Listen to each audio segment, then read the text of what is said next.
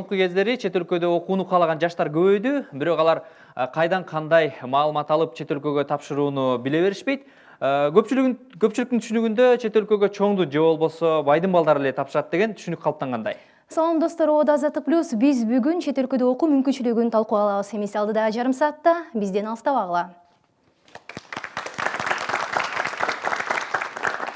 Расмий маалыматтарга караганда, ушул 15 миңдей жараны Кыргызстандын учурда чет өлкөдө билим алып жүрүшөт, бирок бир миңдей гранттык орун берилет, ушул чет өлкөгө барып биздин жарандар бекер билим алып келүүгө. Бирок эстешим айтып өткөн мүмкүнчүлүк тилекке каршы баарына эле келе бербейт экен. Мисалы, ушул биздин студиябыздын коногу Сагын, сиз буга чейин Малайзияда билим алып келгенсиз. Бирок андан мурда Орусиядагы жогорку окуу жайлардын бирине тапшырууга далаат кылган элеңиз. Тилекке каршы ишке ашпай калыптыр. Эмнеден улам, эмне болду эле? Коррупция үчүн ал жака достор менен бүт баарыбыз тапшырып, даярданып, тесттерди өтүп, анан результаттар чыкканда ал жак вообще башка фамилиялар болгон да. Кандай коррупциялык жолдор? Сиз коррупция деп атпайсыз, мындай чечмелеп айтып берсеңиз да. Барганда эмне деп коюшту? Же ачык эле айтышту? Жок, эч нерсе деген жок, просто фамилиялар чыгышты, болду. Эч нерсе деп албайбыз, по приказу министра деп эле коюшту, болду. Сиз мыкты тапшырганыңызды кантип далилдейсиз? Жок, мен мыкты эмесмин, просто башка фамилиялар болгон да, катышпаган адамдардын фамилиялары болгон. Мындан улам сиз тааныш билиш же болбосо орунда сатылып кетти деп шекишип атасызбы?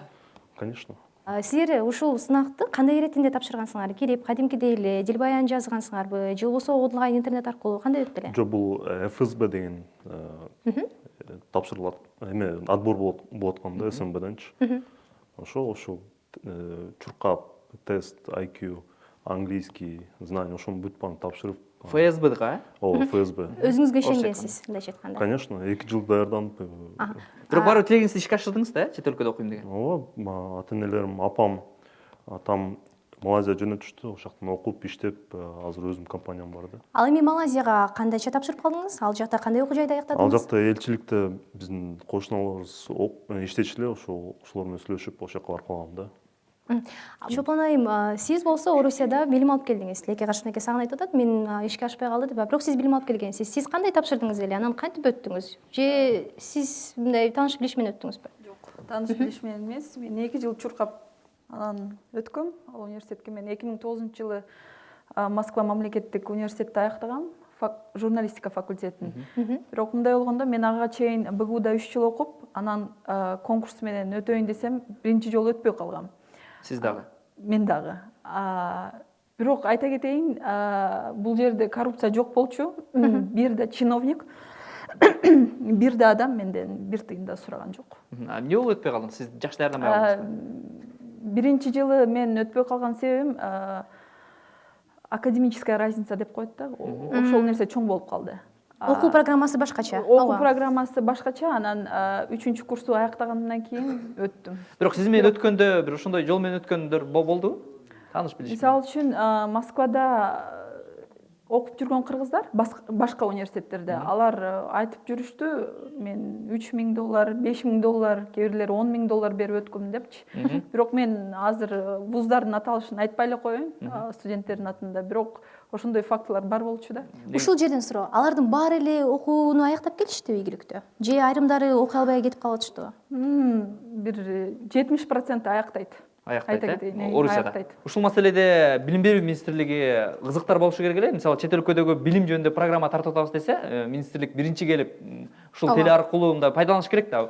Мындай окуу жай бар. Жокто эми маалымат берип, чет өлкөдө мындай окуу жай бар. Бирок 2 күндөн бери биз чалдык, жөндүү да маалымат алган жокпуз, өкүлүн да жибере алган жок. Мына бош орун ушул жерде турат. Бул министрликтен келген орун болчу. Ушул келип ушул жерде өзүнүн мүмкүнчүлүгүн пайдаланса болбок. Бирок биз программанын аягына чейин аларда маалымат алганга аракет кылабыз, болбосо талкуубузду уланта беребиз. Билим берүү жана илим министрлигинин маалыматына ылайык, 2015-жылы 14,651 студент чет өлкөгө билим алууга кеткен. Алар Орусия Федерациясы, Туркия, Кытай, Түштүк Корея, Европа, АКШ, Германия жана КМШ өлкөлөрүндө. Орусия Федерациясы 2016-2017 окуу жылында 300 гранттык орун бөлүп берди. Малайзия өлкөсү болсо 15 гранттык орун бөлүп берген. Көз карандысыз мамлекеттердин шериктештиги: Казакстан 5 орун, Белоруссия 5 орун, Тажикстан 25 орунду акысыз билим алууга бөлүп берген. Кененирээк маалыматты Билим берүү жана Илим министрлигинин сайтынан табыңыз.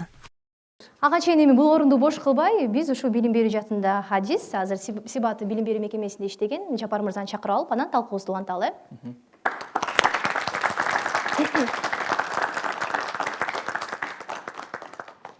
Соңку жылдары ушул Бишкекте чет өлкөдөгү жогорку окуу жайларга тапшырууга даярдаган атайындагы жеке компаниялар, жеке ишканаларда пайда болгон эле, алардын биринин өкүлү болуп турат бизде азыр Алтынбек мырза. Деги эле сизге, балким Жапар мырза же болбосо ушул сиздерге суроо узаткым келип турат да. Биз азыр мына программабыздын башында айтып өттүк, 1000ге чукул гранттык орун бекер берилет деп. Бирок бул албетте расмий так сан эмес, себеп деген биз анын дагы себебин түшүндүрдүк. Министрликтен өкүл жок, балким бул маалымат дагы туура эмес болушу ыктымал. Бирок ошол эле учурда сиздердин кабарыңар барбы? Ал орундар кандай тартипте бөлүнөт, кандай тартипте кимдер аларга барып тапшырып атат, кимдер билим алып атат дегендей? Саламатсыздарбы. Бул биринчиден гранттык орундар 1000ге чукул деп атасыз. Сиз чындыгын айтканда канча экенин мен так маалыматым жок экен. Эгер өкүл болсо айтып берсе жакшы болмок.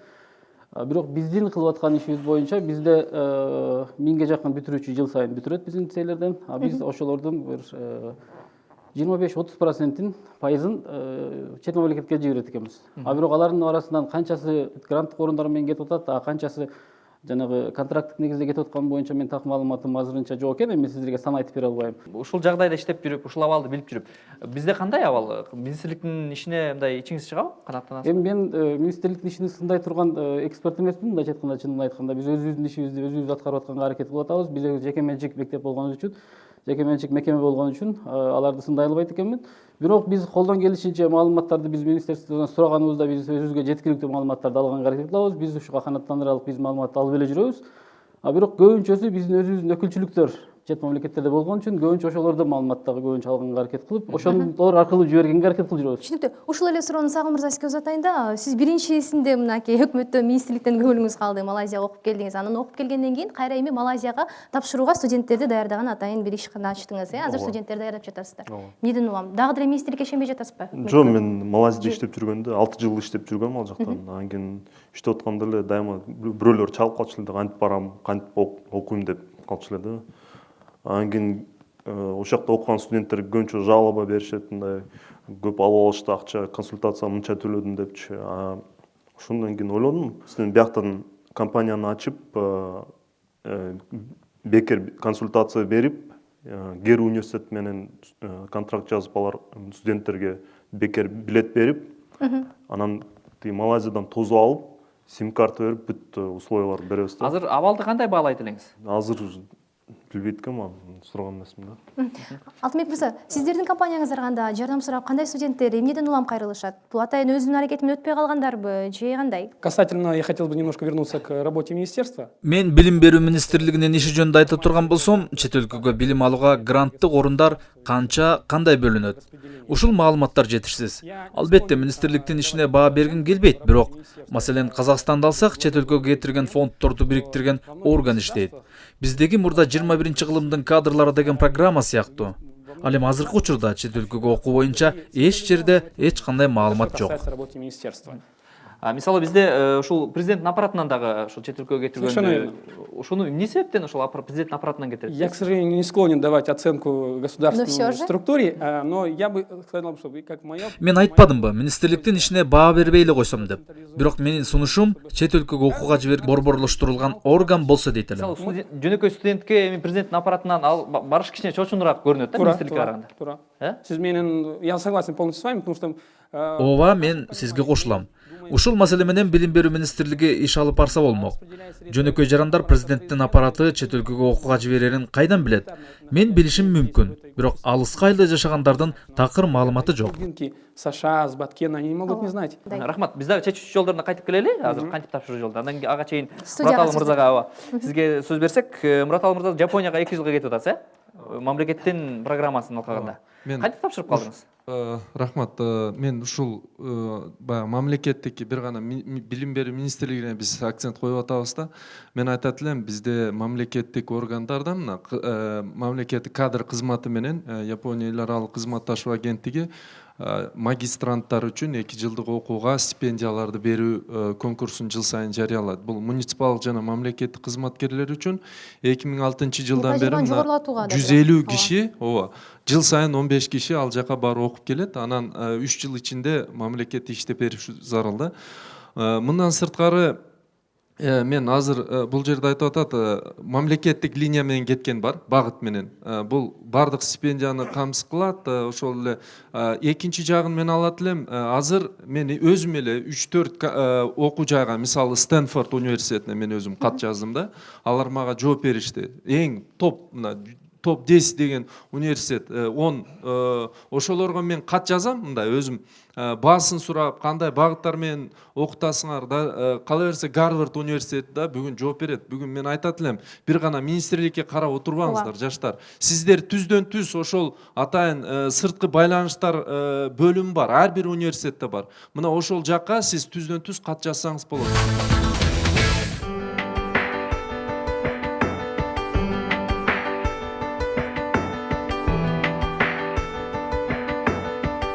%90 чукул маалымат интернет булактарында бул англис тилинде. Азыр өз алдынча жанагы TOEFL деген, IELTS деген немелер бар да. Ал интернетте бекер даярдоо курстары деле бар.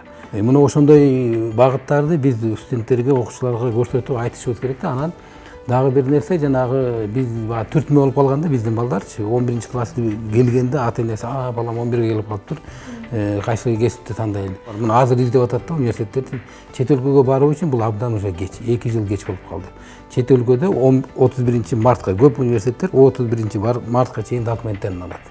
Бардыгы интернет аркылуу жөнөтүлөт болот. Бүт бардыгы интернет аркылуу документтерди жөнөтөт, интернет аркылуу бүт баары бүтөт.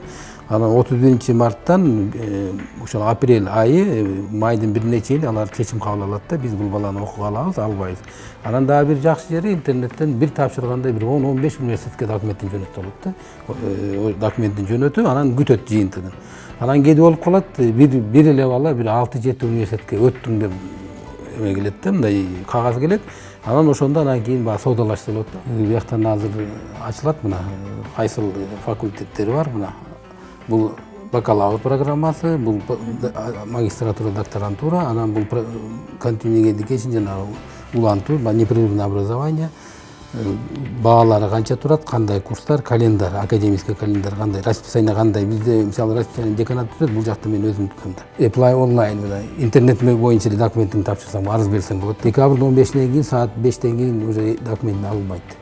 Анан кийин 10 жуманын ичинде эме келет, жооп келет. Университет тандаганда да университеттин баягы рейтингдери бар да, атайын жылда рейтинг чыгат, университеттин рейтинги чыгат. Ошондо ар бир кесипке жараша, кээ бир университеттер медицина жагынан абдан рейтинг өйдө жогору, жана дүйнө жүзүндөгү 100 мыкты университеттин ичине кирет. Кээ бир университеттер IT технология жагынан, кээ бир университеттер билим берүү жагынан, кээ бир университеттер юридикалык жактан. Араңарда чет өлкөдө окуп келген студенттер бар, кол көтөрсөңөр? Сиз жалгыз элесизби? Калгандары окуйм дегендер бар, окуйм дегендер барсыңарбы? Чет өлкөдө билебиз, окуу балким эгерде гранттыкка элешсең эми албетте бул бекер болушу мүмкүн, бирок баары бир деле өзүнүн ошол эле чыгымдарды толтура. Бекер эмес, мындайча айтканда бир топ акча кетет. Кыска суроо, силер канча акча берет элеңер ушул натыйжалуу, бир эффективдүү билим алууга чет өлкөдө? Мисалы сиз мисалы үчүн канча акча аябайсыз? Мен акчаны аябайт болчумун. Анткени мен ата энем деле чет өлкөдө билим ал деп айтып жатат, бирок мен Кыргызстанда калып, Кыргызстанда билим алгым келет да. Эми мындай статистика айтып кетейин. Былтыркы окуу жайларды бүтүргөндөр, региондордун 80% айылдардан келгендер бул жака Бишкекке келип тапшырышат да университеттергечи. Ал эми Бишкектин мектептерин бүткөн окуучулар 80% чет өлкөлөргө кетишет. Бул жактан да карап көрсөк болот да. Баары бийиктикти каалайт да. Бишкекти көрдүк, эми башка жака кеткиси келет. Эмне үчүн региондогу жаштар башка өлкөлөргө барып билим ала алышпайт? Кандай ойлойсуз? Эмнеге сиз мисалы региондон келдиңиз да? Ооба, региондон келгем. Неге сиз чет өлкөгө баргыңыз келген эмес? Мен деле баргым келет, бирок эми кандай десем, аякты мүмкүнчүлүк. Мындай возможность жок да. Мен ушуга кошулбайт элем. Азыр жаштарга берип койгул, жаштар да сүйлөсүн. Региондон эле келген адам катары бир региондон келип, балдар мында мен 35 жашка чыктым, мен региондо Ала Букада туулуп өскөм, мектепти бүткөм силерге окшой эле. Анан мен бир нерсени каалайт элем, ушул Япония, Германия, Америка, Англия мамлекеттер менде приоритет болчу, мында баары бир техникалык, инженер, экономикалык билим алуу боюнча. Мен ошол боюнча эч качан токтотподум. Азыр үй бүлөлүмүн, бирок ушул убакыт эми жетип келди окшойт да. Мага ушундай шанс пайда болду. Ошол ишеним эң негизгиси экен Өзүнө ишеним. мына сиз айтып атасыз жок депчи, мүмкүнчүлүк издесеңиз табылат. Баарына бирдей. Мурат Албайке, бирок бир суроо, региондо. сиз микрофон бербей турсаңыз, бир суроо. Мына 35 жашка чыкканда мен кыялымды ишке ашырдым деп атпайсыз Японияга. Бирок жыйынтыгы кандай болот эми? Мен ойлойм бул сүйгөн Өмүр бою эле ошол ошол окуйм деп жумушту сүйсөң, ошол жумушка кызыксаң, умтулсаң, ал сен ошол багытта жакшы. Мисалы Кыргызстанда 50-гө чыккан киши пенсияга чыгышы мүмкүн, 50-гө анан чыкса 50 дагы окуп келип алып окусун. не кылат? Демек чыдамкайлык керек кеч болсо. эмес. Окуу эч качан кеч болбойт. Бул ишенип аракет кыла бериңиздер. Азаматсыз? Жакшы нерселерди айтып кетти, бирок чын-чынына келгенде мына сиз дагы бир канча жыл издеп жүрүп анан жетип атасыз да. Демек бул жерде бир маселе бар да. Мамлекет негизи мына билим берүү министрлигинин өкүлдөрүнө суроо берейин дедим эле. Мына өткөндө бизде жарыяланды маалымат. Малайзиядан 15 орундук гранттык орун келген окуу жайдан. Ошол күнү 2 жумадан кийин бир канча студенттер келди. Ошол боюнча силерден маалымат алалы дедик деп. Мен жеке өзүмө Facebook аркылуу кайрылгандар болду. Мындан эмне деген маалыматты чыгара алабыз? Биздин билим берүү министрлиги бул боюнча эч кандай маалымат бере албайт. Тактап айтканда, мына жалпы республикалык тестирлөө жөнүндө айылда билбегендер бар. Мына эми сыртты жөн эле коюп туралы. Мына демек бул мүмкүнчүлүктү, бул милдетти негизи бул жердеги биздин бирикмелер же болбосо фонддор эмес. Негизи биринчи орунда билим берүү министрлиги моюнга алыш керек эле. Туурабы? Демек ошол боюнча мисалы ар жерде райондук бөлүм баралардын, шаардык бөлүмдөрү бар. Мына ошол адамдарды маалымдар кылса, жалпы республиканы масштабтуу түрдө камсыздоо мүмкүн. Мына сиздер айтып атасыздар, эми сиздерден албетте жакшыңыздарга рахмат. Бирок мындай бирикмелер, мындай фонддор, мисалы мен жашаган Баткенде жок. Болгону жалпы республикалык тестирлөөгө даярдаган бир эле фонд бар. Анда эч ким атаандаштык жок ал жерде. Ал болсо болгону республикалык тестирлөөгө даярдайт. Чет мамлекет Баткендеги жашагандар үчүн көпчүлүгүнө кыял болуп саналат да жон гана. Максат ишке ашуу үчүн албетте анда эле бир пландар болуш керек, жол көрсөтүлүш керек. Жөн эле жок мен максат койдум дей бербей, Ооба. Эми баарыбыз эле 40ка чейин күтпөйт да. Чыдамдуу эмес да. Баары эле сиздей сабырдуу эмес чын-чынына келгенде. Мейлі, Байкен бирок чыдамкайлыгына да окшоп алат болсун. Региондан келгем, Жалалабадтан. Бул Мурат Албайке туура айтып атат. Адам издениш керек да, издениш атат. Бул жактан Байке айтып атат, президент аппаратына түз барыш бул эми кыял болуп калат. Сиз канча жаштасыз? Мен өзүм 20 жаштамын да. 35 жашка чейин да 15 жыл бар экен. Жок, 15 жыл бар. Бекер окуганга Адам аракет издениш кылыңыз. керек деп атат. Азыр текке бүтүрүүчүлөр деле өз убагын текке кетирип атышат да. Соцсеттерге кирип интернет бар. Мисалы мен президент аппараты менен өзүм түз байланыштым да. Айтып атат, өзүм Кытайга барып окууну каалап атышмын да. Көптөгөн компанияларга бардым. Алардын эми мындай айтканда $3000 программа өзү турат экен да.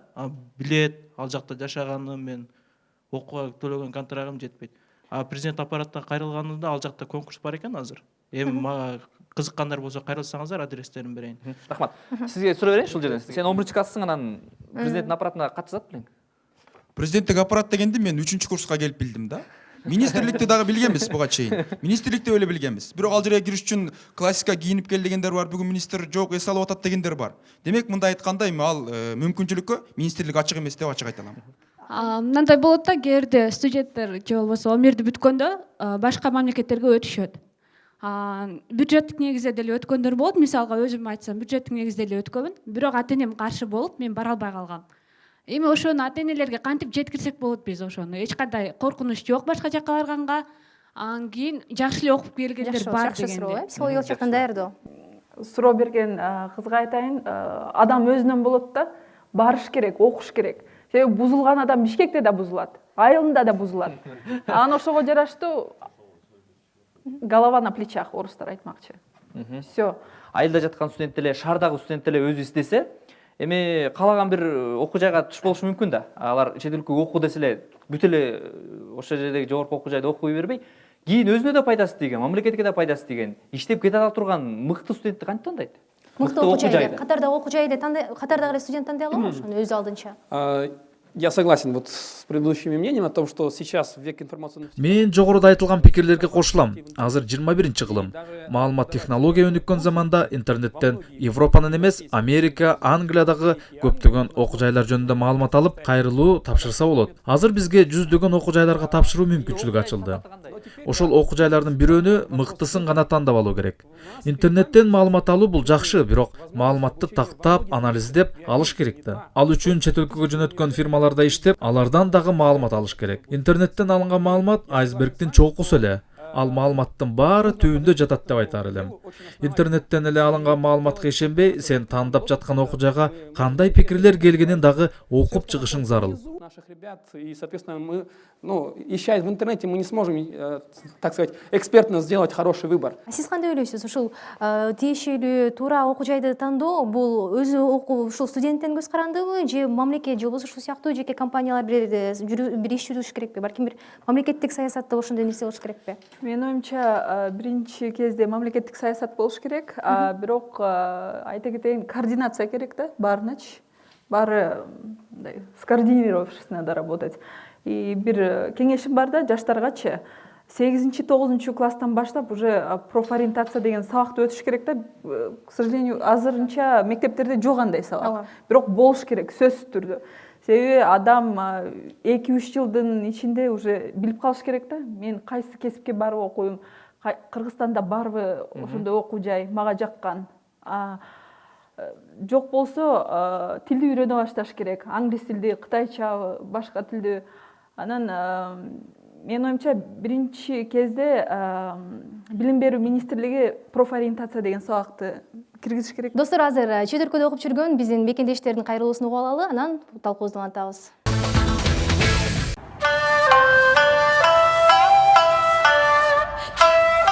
Мен бул жака стипендия боюнча келгем. Ал кайсы стипендия десеңиз, Бишкекте Жапон элчилиги жыл сайын ушул Японияга окушка экзамен алып турат.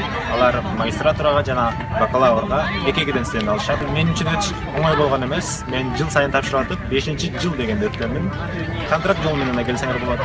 Мисалы бул жактагы студенттердин адрестерин издеп, алардын ичинен профессорлор таап, ушулардын дарегине кат жасаңар, өзүңөрдүн окуш планыңарды эмнени излейсиңер, эмнени окуган керек ушулардын баарын түшүндүрсөңөр, алар кабыл алса, биринчи жылдык контрактыңарды ала келесиңер да, башында төлөйсүңөр, бирок ошол контрактты бул жакта иштегенче, окуудан сырткары иштегенче чыгарып алсаңар болот. Биздин өзүбүз эле Бишкекте саат билим деген уюм бар, алар дагы атайын студенттерди Кыргызстандан Японияга окушка алып келип турушат. Аларга да кайрылсаңар болот. Facebook'та эле саат билим деп издесеңер маалыматтар чыгат.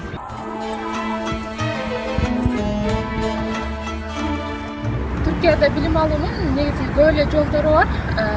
Бул Түркия бурслары аттуу Түркия стипендиялары деген программа, мындан сырткары Тибетак программасы бар. Анан жеке өзүң келип университетке тапшырып, ошонун негизинде да окуу өтүп билим алууга болот.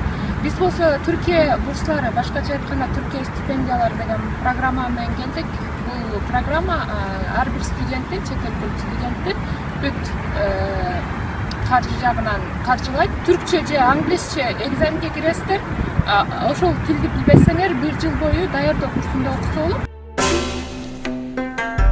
Биз Кореяга 6 жол аркылуу киребиз, студенттер негизи бул биринчи жанагы Кореянын өкмөтү аркылуу ишке ашкан бул Korean Government Scholarship Program, бул KGSP, андан кийин KDI, же болбосо Bosco, Койка, андан кийин тиги Шелковый путь и университеттер өз аралык келишим аркылуу 6 жол аркылуу киребиз. Негизи эле Кореяда студенттердин 80% ошол программалар аркылуу кирип стипендия алып окугандар, калгандары өз акчасына келип окугандар. Эгерде сиздерге ошол гранттык программалар аркылуу окуйм деген ой болсо, анда барлык маалыматты интернет аркылуу алса болот. Кореяга окууга өтөдө 2 тил талап кылынат. Бул корей тили же болбосо англис тили. Өкүнчүсүн деңгээлде билиш керек. Эгерде кимде ким Кореяга окугусу келген болсо, Кореяда билим алам десе, бизде Facebook'та Сеулдагы кыргыз студенттери же болбосо биримдик, же болбосо мен өзүм Facebook'та бармын, Алтыбаев Нурсултан. Эгер жазсаңыздар, каалаган маалыматты жеткизгенге даярбыз. Биз жаштар бири-бирибизди колдоп билим алышыбыз керек. Урматтуу достор, сиздер Азаттык плюс программасын көрүп жатасыздар. Бүгүн сиздерге чет өлкөдө кантип, кандай билим алса болот, ошол жөнүндө сүйлөшүп жатабыз. Мына бардыгыбыз азыр сүйлөштүк, кантип чет өлкөгө тапшырса болот экен деп. Бирок эми чет өлкөгө өттүк. Бирок өтчү студент же ошол жака окуучу адамга канча акча талап кылынат, бир да жолу айткан жокпуз да. Анан эмнелерге даяр болуш керек? Себеби тажрыйба көрсөткөндөй, көбү бүтпөй алган учурлар да бар да ошол жерде. Ошол жерди айтып берсеңиздер. Кыска пикирлер жеткирели. Тил маселесин эмнеге даяр болуш керек, анан канча каражат кетирет? Биринчиден тил маселесин көп айтып кетишти. Эми мен чындыгында мен салыштырып айткан жокмун, өзүбүздүн эле мекемелерди айтып кетем. Бизде 4 тил билип чыгып атат. Эми Орусча, кыргызчаны баарыбыз эле билебиз. Түркчө, англисчени биздин сабактар англисче болгон үчүн эми мыкты деңгээлде бүтүргөндөр бар, мыкты болбосо деле орто деңгээлде бүт баары сүйлөп чыгат. Бул жагынан биздин мындайча айтканда бүтүрүүчүлөрүбүздүн бир плюсу бар да. Анан барганда тил маселесинен көп кыйналбашы мүмкүн. Я сама была в Камбодже, тоже считаю, что это самообразование, не поступала в университете, но работала в организации, то есть learning by doing, да, ты делаешь что-то и учишься. В первую очередь это нужно знать, что нужно все делать самому. Не надо ждать, пока государство вам что-то там проинформирует или там агентство и так далее. Извините меня, вы все-таки молодые ребята, вы должны это делать сами. Финанс жактан бир бала жөнүндө айтып кетсек болот. Бул дос балам Шанхайда окуган. Жөнөкөй билүүдөн болчу, грант алып, аракет кылып окуп, бирок Шанхайда өзү кымбат шаар. Ал бир айда $200 кетирчү. Тамак ашына жана ошо. Бирок бул алгандай кылып жашачу. Башында тил үйрөнүп жүрдү, анан кийин велосипед алды. Кампустан чыккан жок. Жатаканада жатты. Жатаканын өзүнө болсо бир кап күлкү мифти болот окшойт, күрүч алды. Анан мультиварка алып туруп, ошону тамак алып жашап жүрдү да. Ошентип туруп 6 ай бою окуду, бир күндө 10-12 сааттан. Андан кийин бул жарым жылдан кийин тилди көтөргөндөн кийин уже компаниялык иштеп, азыркы учурда $2000–3000 бир айына таап жатат. Система образования в других странах кардинально отличается от нашей. Ал жакка барган балдар түшүнүш керек. Биздин билим берүү системасы менен алардыкы таптакыр бөлөкчө. Ал жакта окууга абдан жакшы көңүл бөлүнүшү керек. Ооба, легалдуу иштегенге болот. Бирок иш менен алек болуп кетип, окуу калып калбаш керек. Иштеп кетип, ишке алаксып, окууну бүтпөй калгандар көп болот. Дать на высокий ступень выйти. Насчет окуу боюнча мен каршымын. Ошо студент чет өлкөгө барып, ал жакта окусун, ооба, ошо окуусуна кетип атат. Бирок параллельно эметип туруш керек да, иштеп, связь кылып, ошо местный население менен эметип, сүйлөшүп, анан кийин практика алып, ал жакта официантпы же мойщикпи же жана переводчикпи, ошондой иштер менен өтүп окуп атканда, анан кийин окууну бүткөндөн кийин нормально иш тапса болот да. Ну, окууну алып, диплом алгандан кийин ойлогула, мындай силерге келип мына биякта иш бар, келгиле отур деп. Четелгеден бүтүп келдим мен. Ооба, ал жакта иш истейин десең, окуп и параллельно связьдарды кылып иштеп жүргүлө да. Урматтуу достор, өзүңүздөр талкууда көргөндөй, уккандай, албетте бүгүнкү заманда колду жайып эле мага бирөө алып келип бериш керек деген заман өтүп кетпеди. Андыктан аракет кылсаң берекет дейт, өзүң аракет кылсаң, албетте океандын ары жагына да барып окусаң болот, бишкекте эле туруп мыкты адис болсоң болот. Ошондой эле чет өлкөдөгү болгон окуу жайлар боюнча сиздер Азаттык Чекит KG сайтындагы Чилистен түрмөгүнөн да кененирээк маалымат аласыздар. Жана ушул деректен Азаттык Плюстун бушул жана башка берүүлөрүн издеңиздер. Эмки жума күнү көрүшкөнчө.